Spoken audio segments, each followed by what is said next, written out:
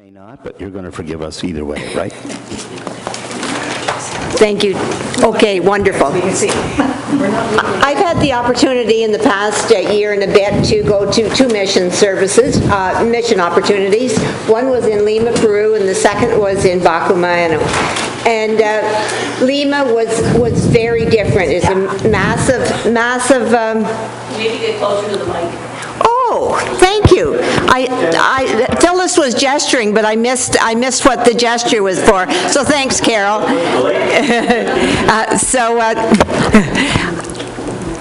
Ooh, I've got the minister's headset here. Wow. Freedom to move around.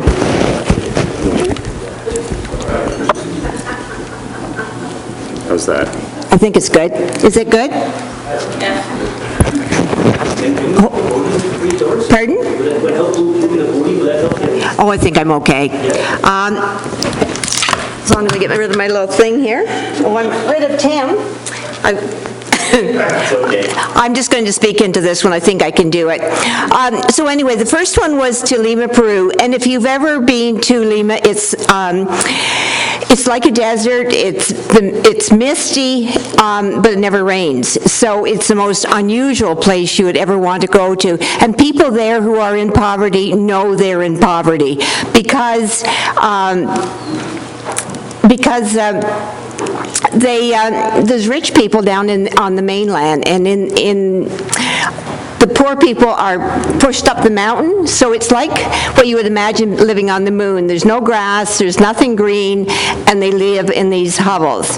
The second place I went to was Bacumano, and that river that you saw initially was from the tour. That's how you get up to where we went to, and that explains why we were 11 hours getting there, because it's just like a series of S's.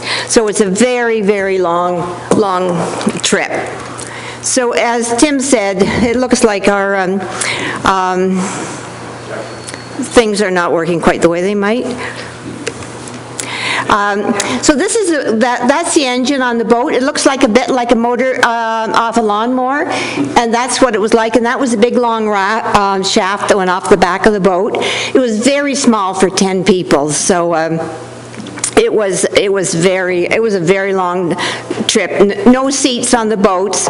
This is the wood that they use to make the boats. They just cut off a tree and then carve it out. So it's this is when we arrive at Bacumano. It's way remote. There's about 100 people there. You can see where they've sandbagged the edge of the village, and that's to keep the erosion under control. And one of their major livelihoods there is capturing these logs. And you can see the rope on the log, and different people would go out and throw an axe on a rope to capture the log. They're in those little wee boats, as you saw in that previous picture, and they capture these logs using an axe with a rope. I never once saw a grapple hook. So it was an amazing place. And there's lots of sad stories. The long life expectancy of people there is not very long. And I was at a presentation that my colleague made, and who went with me, and one of the women there spoke up and said, well, why don't they move them all out? And I'm thinking, well, what? Move them out of the Garden of Eden? That is what this place was like. It was an amazing place. Everything, no roads, just quiet and birds and, all the things that you imagine in what a Garden of Eden might be like. So it was pretty amazing. These are two young guys who got their logs, and they're very pleased about it. Overnight, the river can raise up to 3 feet, so the guys have to go out and empty their boats periodically all night long. I mean, it's quite an amazing thing to hear the things. And I hate to sound sexist here, but the lines between men and women are clearly defined, and women tend not to do that, and men tend not to look after the children. So that was an interesting. There's another picture of the boats, and this place was renowned for the boats that it had. Just beautiful, beautiful, beautiful pictures. They had their own. I forget the name of these birds, sort of like a parrot, but that's not the right name. And they fed them the leftover spaghetti that we had at lunchtime, so that's why these parrots are eating spaghetti.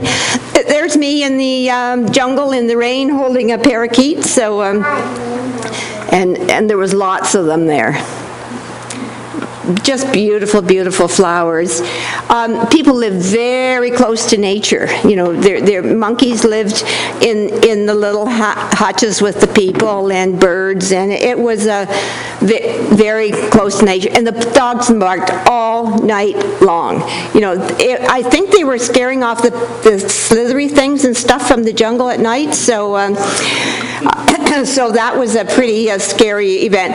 I'll just tell you this one little story about bananas. You see that we have lots of bananas there, and the woman was that we ate our dinner in was like an open concept restaurant. She'd never made banana bread, so one of the jobs that the women of our group did, we taught her how to make banana bread, so now she could use the bananas that were sometimes rotting, so it was really a good use of an available resource. As you can see, this is our pastor, and that's the monkey that people, there he is with another jungle bird. And this is a family that was living in one of the places through the jungle. Poor chickens. I've never seen such scrawny chickens in my life. So this is a school for you children here. This is all that was in the school. I never did see any pictures in the school. And that's the outhouse out the back. So there was no running water in the school at all. These two darling children, we saw them as they walked through the village, through the jungle from one village to another. So you can just see how it's just like when you would imagine what it might be like when Adam and Eve had children. I mean, it was just so close to nature. It was unbelievable. And there's my sister and daughter-in-law cutting rebar in the pouring rain. And this is our restaurant. It's quite lovely. And that's the front of our restaurant. And this final one, this is the church. Our purpose of our mission was to build a little room out the back for the children to have for Sunday school. But you notice the pulpit is made out of a tree stump, and I thought how appropriate that a church would have a tree trunk as its pulpit, and Christo Viva is Christ lives. So it was for me it was a very, very powerful experience, and I know there's other speakers, so I'm going to keep it really quick. And Tim, do you want your headset back? Since I don't seem to know how to operate it.